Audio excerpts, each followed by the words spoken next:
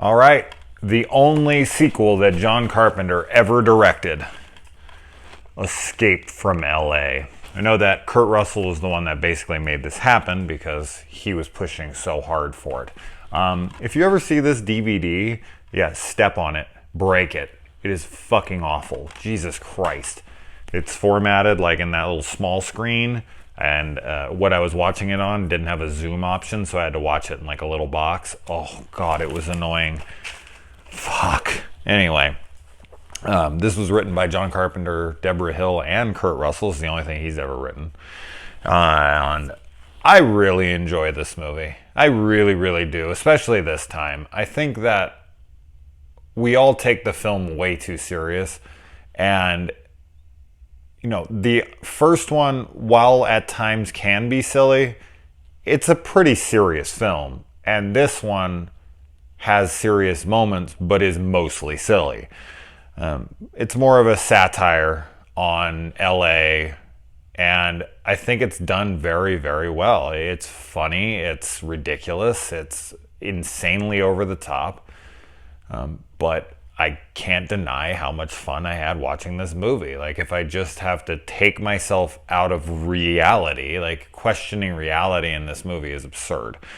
But this is obviously much more a remake of New York than a sequel to it. Yes, it mentions New York, and yes, it is a sequel, but man, there is a ton of recycled elements here. If you think that The Force Awakens is a remake of A New Hope, then this, I don't even know what this is. This is way more.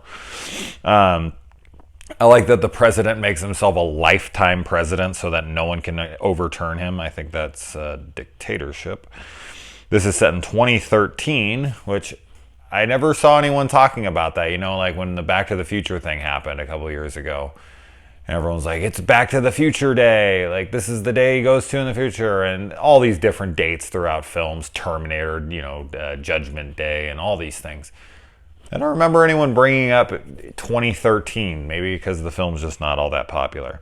You want to talk about some dated CGI. Now, I had read that the company that was doing the CGI for this didn't know how to do them, and it shows. But I think that watching this really reinforces my stance on CGI in modern day cinema. Like, I could understand if people were complaining about this. Like, if this was the CGI they were using in movies today, I could totally understand people being like, oh my God, CGI is awful, it needs to go away. Yes, if it looked like this, 100%. But when you watch something like Mad Max Fury Road, and they're driving through that like tornado and the dust storm and whatever, that's not real, okay? That was all computer generated imagery, and it looks amazing. And it added to that scene, and it was fantastic. All the CGI in this film is god-awful, and it completely hurts the film. So, anyway, I know that I'm not going to get into some argument over CGI versus not CGI. Yes, there are places where I think it needs to be, and I think there are places where it shouldn't be. But while watching this, I was thinking about, like, laughing, like, man, I don't think you guys remember how bad it used to be. And going back to the whole thing, I'm not going to try to retread some of the things I said here, but I'll mention it. It's funny that Snake just seems to get arrested at the right time, like on the right day. Like, they needed him on that night in New York, and they needed him on this day in LA. And Peter Jason makes another one here. Stacy Keach comes over from his hair movie, or his hair segment in Body Bags. We get Steve Buscemi, which I was such a big Steve Buscemi fan growing up as a kid. I just thought he was great, and you know, he made this movie to make his movie, you know, to get the money and the funds together to do Trey's Lounge, his directorial debut, which is a good movie. But I always love Steve. I like that they throw, when they're listing all the things that they're throwing out or getting rid of the trash, Pliskin. It's atheists are one of the things they say, and I was just like, really? Wow. Like, I don't even know why you would admit you were an atheist if you lived in that world. Like, I'd be like, all right. But I mean, later in the movie, he meets this girl and she's all about him, and she's following him around, and she's trying to get him to come home with her so they can fuck. And she views LA as the only free zone left. And I thought that was an interesting take on it. Like, out there is where, all the scrutiny and all the, judgment and all of the, everyone being told what to do.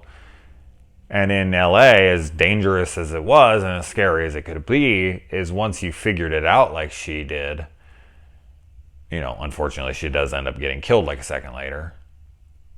She views it as freedom.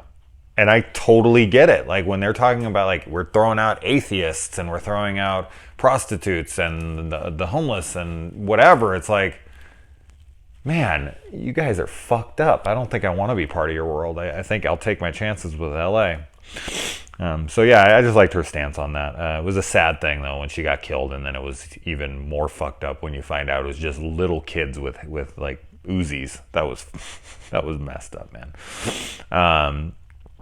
And the electrocution already infected. Oh, when they're going through and, they have the option to kill themselves. They have, in the last movie, we get to hear that. And I said in this movie, they do it. And I like that we actually get to see that. We actually get to see people electing to get killed before they go in there. It's just like, no, I don't want to go in. Can you please kill me? It's almost like a courtesy. And I like that they actually showed it here. And I like that they already infected him. Like, he wasn't falling for that shit again. They weren't going to put the things in his neck. Like, he fell for that once, he ain't falling for it again. So they just hit him when he wasn't looking. I thought that was pretty smart. And, with the CGI and with these images that they use within the film, like background matte paintings when he's walking into certain areas, it was shocking to me that New York, an Escape from New York, looked better than this movie from a visual standpoint, like as far as the effects and everything. Like, when I was watching New York, granted it was on this new nice Blu-ray, but it was impressive. Like, a lot of the stuff, I was like, wow, that actually looks fantastic. Like, it doesn't look overly dated at all. I was very surprised. And this one, on the other hand, was exactly the opposite. Holy shit, it looked bad. This is the only movie, and I looked it up, and it is the only movie that Tool ever did a song for, or have the rights to do a song for. When I heard it, I was like, wow, I don't think I've ever heard Tool in a movie before. And I looked it up, and I was right. Never. This is the only one. They must be fans of John Carpenter, or at least Escape from New York. When Snake first sees the box, and he's just going right after him, like, just jumps on a motorcycle, takes off. He pulls up next to two guys on motorcycles, and she's like, it looks like he's, or he says, it looks like he's slowed down in his old age. And he does a wheelie as they shoot at him, and for some reason, they crash. Like, I can't figure that scene out to save my life. Why him doing a wheelie past them do they crash? Fucking scene makes no sense. And then he like jumps the bike into the back of a fucking truck and just like, no, it doesn't throw him over the head. He's just like, boom, he got it. That's logic. I don't give a shit about that stuff. But the wheelie thing, I was like, huh? How does that, what? Writing that scene, I would just be like, why did they fall over? Like, I'd be in the writer's room just being like, they crashed for what reason? Oh, we're just, fuck it, who cares? Bangkok rules. I mean, what great scene. What a great anti-hero scene. What a dickhead move. Throws it up, everyone's trying to play fair, and he just cuts them right down. Awesome stuff. Bruce Campbell playing the Surgeon General here. Awesome stuff. I like that they threw that in. I mean, it's just basically poking fun at everything LA is known for, from biker gangs to plastic surgery, all that stuff. Obsession with sports, basketball. And Pliskin shoots the dart into his face, and somehow just coincidentally, and I said I'm not going to try to break down logic too much, so this isn't a negative, I just have to laugh that the Surgeon General, Bruce Campbell, falls forward and just so happens to cut his bounds. Like, come on. It's absurd. I love it. And the whole basketball scene, I found out, I had read in the trivia that he made every single one of those shots. I guess he practiced basketball in between takes all the time, and he made every single shot you see in the film, including that full court, one arm throw all the way down the thing. He did make that. Now, I did not read how many times it took. They probably sat there all day like, come on, Kurt, one more, let's do this, please make it. But I always thought that was CGI or enhanced or something. But nope, he actually did make that full court shot. The surfing scene with Peter Fonda is hilarious. And just, I think it's the scene where you have to just be fully open to the ridiculousness of this movie by that point. And if you're not, that's probably the scene where you're just like, this is fucking idiotic. I can't take anymore. I'm leaving, like getting up and walking out of the theater. I feel like that is possibly the most ridiculous scene. The way that it's done, the way it looks, the way he jumps from the board and he's like later and he like gives him a high five. It's a really, really silly scene. And because I was fully invested, I was so in it, I loved it. But I can understand completely why someone would have to roll their eyes. Al Leong, yet again, the famous extra, pops up here. And Pam Grier playing a tranny. I don't know if she's doing that voice or not. I don't think so, but it's possible. If she is, that's insane. But yeah, yet another comparison thing to, it's another guy that he was on a mission with and they fucked him over and that's who they took him to. I mean, there's so many things here that are just the same, recycled, but doesn't matter. They jump from the Queen Mary, which is in Long Beach, and they float on these little hang gliders to Anaheim, Disneyland, which is about 20 miles if you're doing like a straight shot.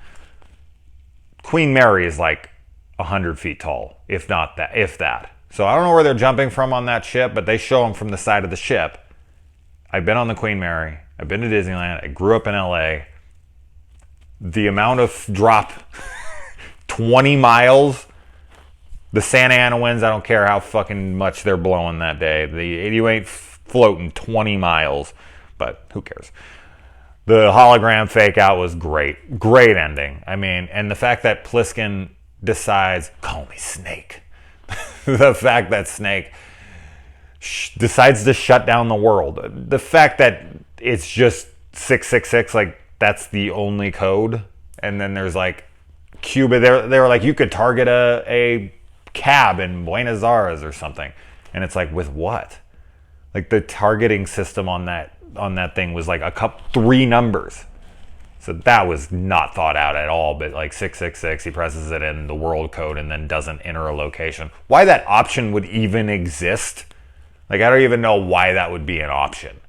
Like, why would you want to shut down the world? That'd be like having an option to blow up the whole world. Why would that even be an option?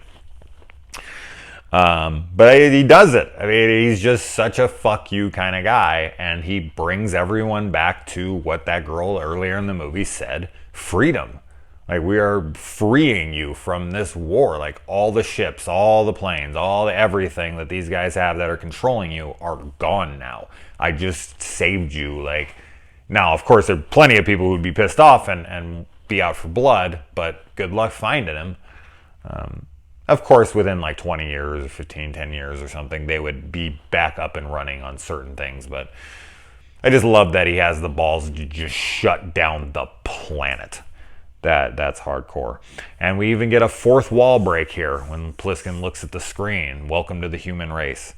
Yeah. Anyway, guys. Oh, Escape from LA. Really fun. I totally understand if you hate it and you're rolling your eyes and you're like, no, this movie's awful. I get it, but I had a blast with it. All right, moving on.